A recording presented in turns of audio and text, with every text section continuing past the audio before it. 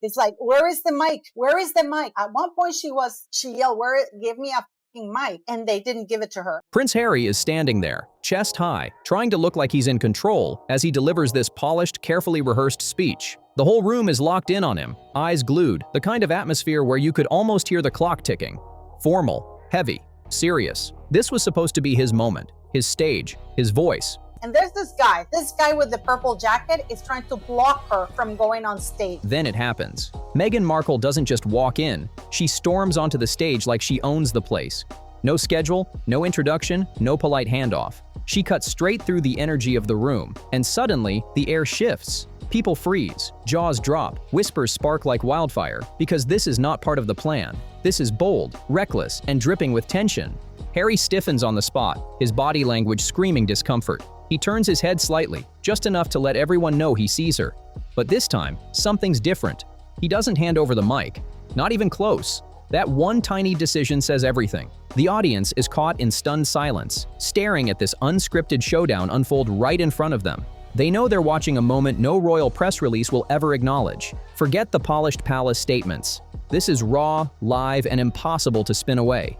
For once, the cracks between the Duke and Duchess aren't hidden behind palace walls. They're center stage, under the lights, for the world to see. For years, everyone knew the script. Harry would step back, let Meghan have the mic, and make sure she got the spotlight. That was their rhythm, their unspoken deal. And she goes around him, she even ignores him. She ignores the guy. Again, I have to be careful what I say. But tonight, that entire dynamic flipped upside down, and it wasn't applause Meghan walked into.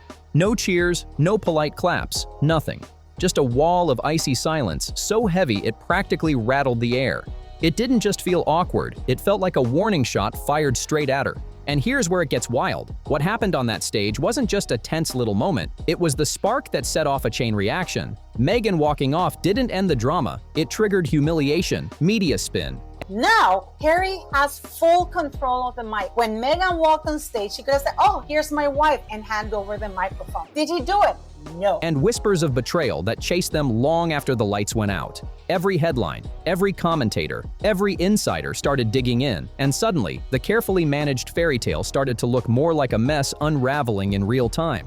If you thought that silence in the room was brutal, wait until you hear what people behind closed doors are saying. The whispers aren't just gossip, they're explosive. Some are calling it the clearest sign yet that the Sussex brand is cracking wide open. And here's the bombshell. Harry refusing to hand Meghan the mic wasn't just a slip in etiquette. It was a power move, a moment of defiance, a sign that maybe, just maybe, he's done being the quiet shadow propping up her spotlight. That mic stayed in his hands, and with it, the balance of power shifted right in front of everyone's eyes. Drop your thoughts below because this moment was pure chaos in slow motion. This guy right behind Harry, the same guy that rejected to give her the mic last year, is looking at her and he doesn't care. Prince Harry was mid-flow, delivering his carefully structured speech with that steady tone and calm body language. Everything looked controlled, smooth, almost rehearsed to perfection. Then, out of nowhere, Meghan Markle made her move. No announcement, no cue. She just strode straight toward him with the kind of bold confidence that screamed, "I run this show." But the reaction wasn't what she expected. The room didn't break into applause or admiration. It froze solid. You could practically feel the confusion hanging heavy in the air. Even Harry looked thrown for a split second, his eyes narrowing as he clocked what was happening. And then came the move that said it all. Meghan placed her hand firmly on his back, that silent command she's used before. Like I curtsied as though I was like, "Pleasure to meet you, Your Majesty." Like, was that okay? It's really quite sad. Everyone in the room knew what it meant. Hand me the mic. Except this time, Harry didn't budge. His grip on that microphone tightened like steel. His spine straightened, his whole energy shifting from supportive to defiant in a heartbeat. And then came the shocker. Instead of stepping aside, he just kept talking. Calm tone, steady flow. But the message was loud and clear. Not tonight. That tiny refusal, so subtle yet impossible to miss if you were paying attention, landed like a lightning strike. It wasn't just him holding a mic, it was him drawing a line. In that split second, Harry didn't look like the man following her lead. He looked like the man finally pushing back. You keep saying Meghan Markle, you know I'm Sussex now. I like working hard. And for the first time in years, the power dynamic didn't belong to Meghan. It belonged to him, right there in front of the world. Right there, under the blinding glare of the cameras, the whole atmosphere flipped in an instant. What should have been a polished, united display suddenly felt raw, tense, and almost painful to watch, like catching a couple mid-argument in public, except this showdown didn't need words. Meghan forced a smile, that practiced look she's used 1,000 times, but her hand lingered just long enough on Harry's back to make it clear. Insiders are revealing to me the true story of how Meghan Markle failed. She wasn't stepping down quietly. Harry, though, didn't even flinch. His focus stayed locked forward, his jaw tight, his grip on the mic unshakable. The crowd could see it. This wasn't business as usual. In that tiny, silent clash, everything shifted. The balance of power between them was changing right in front of the audience, and everyone felt it in their gut. But here's the kicker. No applause came to soften the blow. No polite claps, no warm laughter, no murmurs of approval. Not even the kind of sympathetic chuckle that sometimes saves an awkward moment. Instead, the room froze. Like the oxygen had been sucked right out. Meghan stood there beside him, her smile glued on. But behind it, her eyes looked like they were waiting, demanding, pleading for the recognition she assumed would roll in. The pause stretched on, seconds dragging like minutes. Every tick of silence made the tension heavier, more unbearable. It wasn't boos or heckles that cut through. It was worse. It was the silence itself, screaming louder than any outburst ever could. And she's going around causing trouble, looking for a mic. Where is the mic? With that absolutely manic smile on her face. And then, with that same calm voice, Harry pressed forward, pretending as though none of this awkward theater was happening inches away. Meghan lingered, caught in the spotlight, waiting for something. A nod, a cheer, any sign of approval. But nothing came. Not a single sound, not a single rescue. Just silence crushing her smile under its weight. The audience wasn't booing, and they weren't cheering either. They were worse. They were indifferent. And in the rarefied world of royalty, indifference cuts deeper than open hostility. It's the cruelest kind of rejection because it leaves no noise to fight against, only silence that feels impossible to escape. Finally, with nothing to grab onto, no applause, no smiles, not even a flicker of support, Meghan shifted her weight. Her eyes flicked toward Harry, searching for some lifeline that never came, before she turned and began that slow retreat toward the sidelines. The walk itself wasn't long, but the way it played out made it feel endless.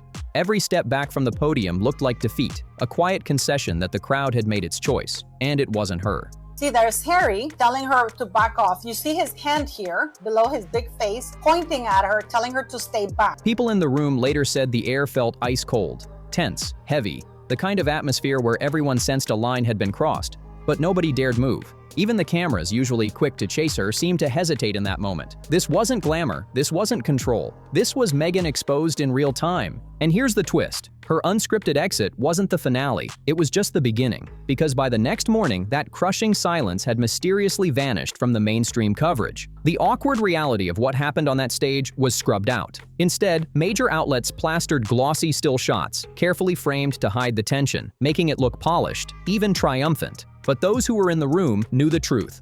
What the cameras didn't show was the humiliation hanging in the air like smoke after a fire. The morning after, the headlines looked glossy. Meghan smiling with that practiced confidence, Harry standing right beside her, the picture of unity. To the casual eye, it seemed like nothing unusual had happened at all. The tension? Gone. The rejection? Erased.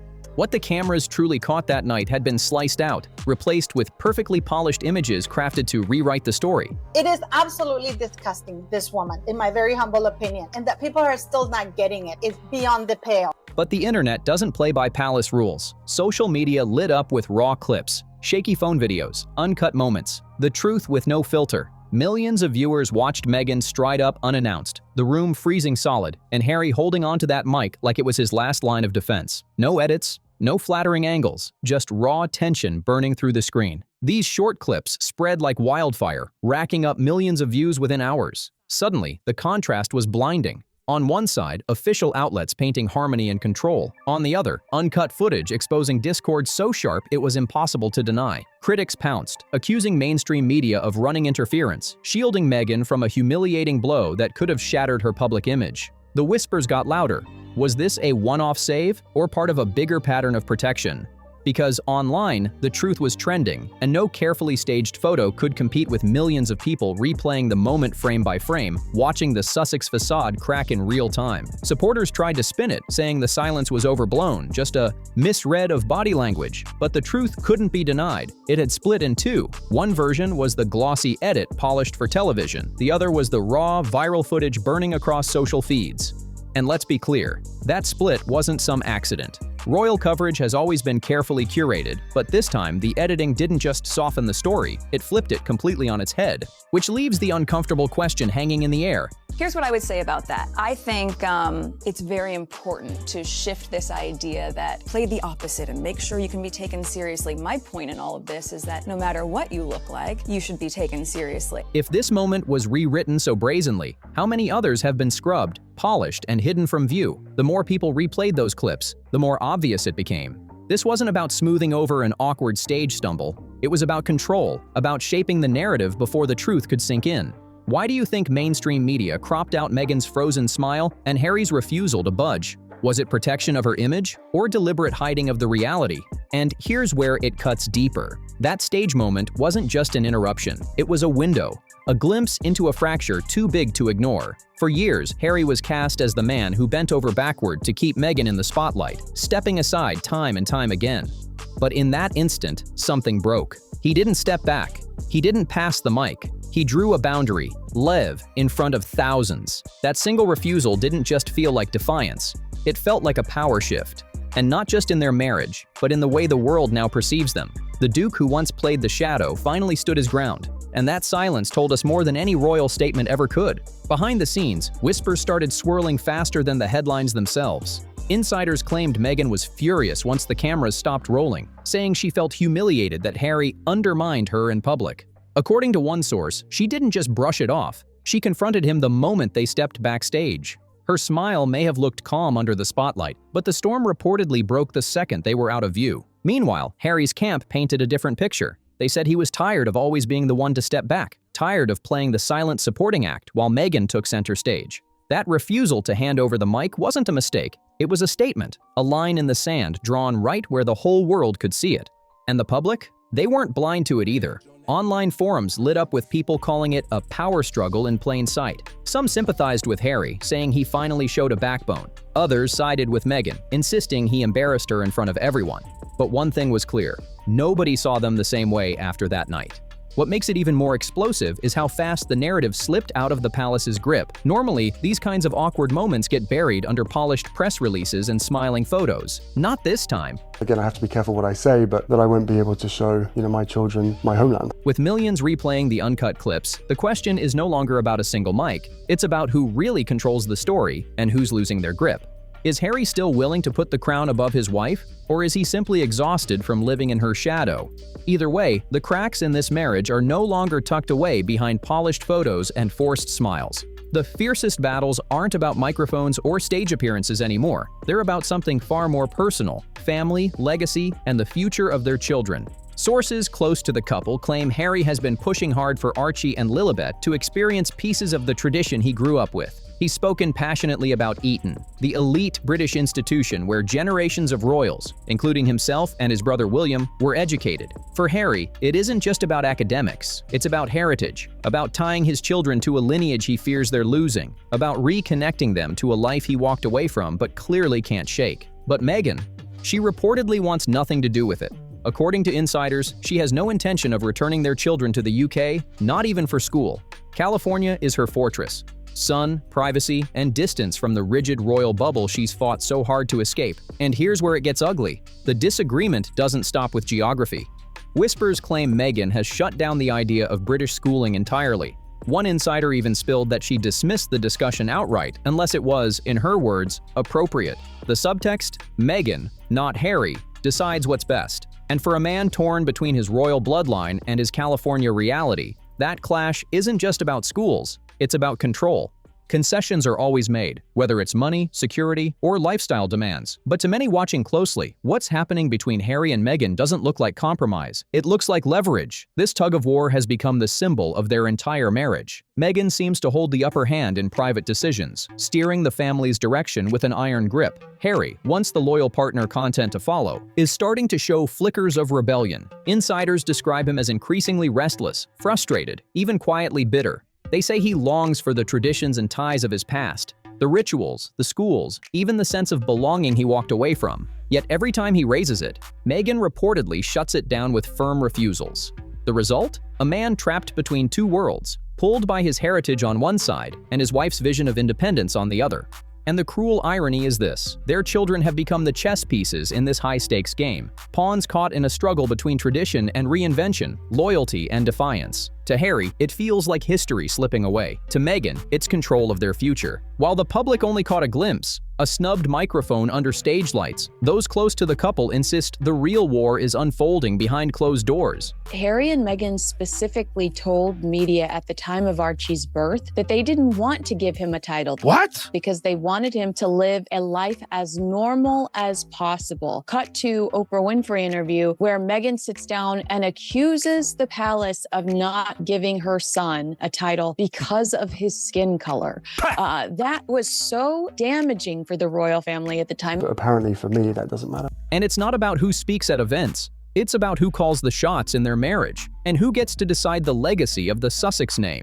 If Meghan's sudden march onto the stage was bold, what came after was nothing short of brutal. Event organizers made a quiet adjustment that spoke volumes without a single word being said. Instead of reclaiming her usual spot in the spotlight, Meghan was carefully ushered into a side seat, close enough to be visible, but far enough to remind the entire room she wasn't leading the show anymore. It wasn't an announcement, but the optics couldn't have been clearer. Her role had been downgraded, live, in front of everyone, and it didn't stop there. The glamour she had planned to project seemed to backfire under the harsh lighting. Meghan's designer gown, chosen to dazzle, looked oddly ill-fitted, hanging wrong in photos that flooded social media within minutes.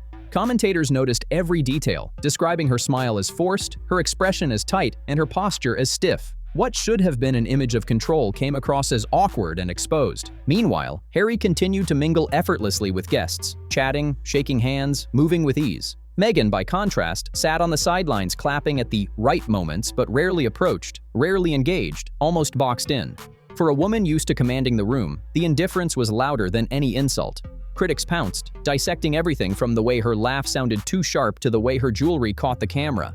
Once a symbol of glamour, now a hollow reminder of it. Supporters rushed to spin it as nothing, a simple oversight. But those who witnessed it knew better. Nothing in royal-adjacent events happens by chance. The shift was deliberate, devastating, and impossible to ignore. For the very first time, Meghan Markle wasn't the center of attention, and that silence stung louder than words ever could. Meghan wasn't just overlooked that night, she was sidelined, plain and simple. And as the evening dragged on, it became obvious the audience had no interest in tossing her a lifeline. No one moved to help her reclaim the spotlight. No whispered encouragements, no polite applause to ease the sting. She was left stranded, while the palace, as always, played its own clever game. Because while Meghan sat frozen in the sting of rejection, headlines were already spinning in a dozen different directions. Within hours, contradictory coverage began flooding out. Some outlets framed Harry as a respected prince, treated with all the dignity and formality he once enjoyed in the UK. Others painted him as a man stripped bare, titles gone, privileges erased, a relic cut adrift from the crown. At first glance, it looked like messy reporting, but insiders insist it was nothing of the sort. This was strategy. By keeping Harry's role deliberately ambiguous, the palace ensures one thing: speculation never stops. Every appearance becomes a gamble. I truly believe that when he met Meghan, she whispered into his ear, a 36-year-old mature woman whispered into his ear, "Harry, you and I could change the world." Will he be introduced with royal honor or brushed off like an outsider? Will Meghan be presented as his partner in prestige or as a shadow on the sidelines?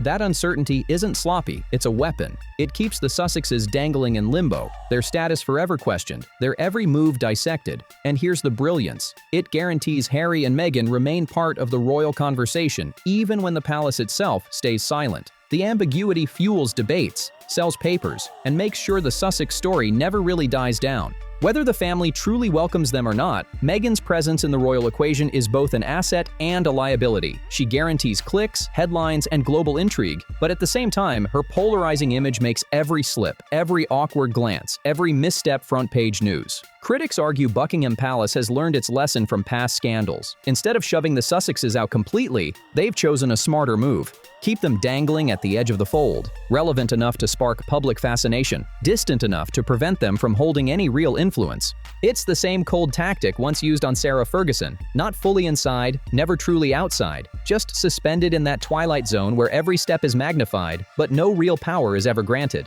For Meghan, this blurred status is nothing short of a nightmare. It means every appearance becomes a test, every rumor becomes amplified, every slip is replayed endlessly. And for Harry, that ambiguity feels like a prison with no exit. He's not free of his past, yet he's not fully embraced by it either. Stuck between tradition and exile, he's forced to live in a space where the institution profits off his drama, while his image chips away piece by piece. But if that wasn't damaging enough, the fallout from the stage clash blew their fragile balance wide open. What started as just another carefully scripted speech transformed into a public turning point. Meghan striding onto that stage wasn't just a bold move, it was a revelation. The silence of the crowd became louder than applause, louder than boos, louder than anything the palace or press could spin. It exposed not just an awkward night, but the raw fracture defining Harry and Meghan's entire standing with the monarchy and with each other. Behind the forced smiles and awkward gestures, the truth is hard to miss. Meghan and Harry aren't just battling the palace or the press, they're battling each other, in plain sight. What should have been a routine speech has now been branded as the moment everything shifted. That silence in the room wasn't ordinary, it was historic. It was the sound of a crowd choosing not to save Meghan, the sound of Harry refusing to step aside, the sound of a brand crumbling under the pressure of its own contradictions. And make no mistake, the world noticed. Because this wasn't just a mic snub, it was a warning. A reminder that the fairy tale is breaking apart, piece by piece. Insiders are already whispering that the fallout didn't stop when the lights dimmed. It carried on behind the scenes, into their private conversations, into the way the palace now treats them, into the headlines shaping public opinion. So the question hangs in the air. Was this the night Harry finally drew the line? Or the night Meghan realized her grip on the spotlight isn't as secure as she thought? One thing's for sure, this saga isn't over, not even close. And if you think the silence was brutal, wait until you hear what's coming next. Don't forget to hit that subscribe button, drop your thoughts below, and I'll see you in the next one.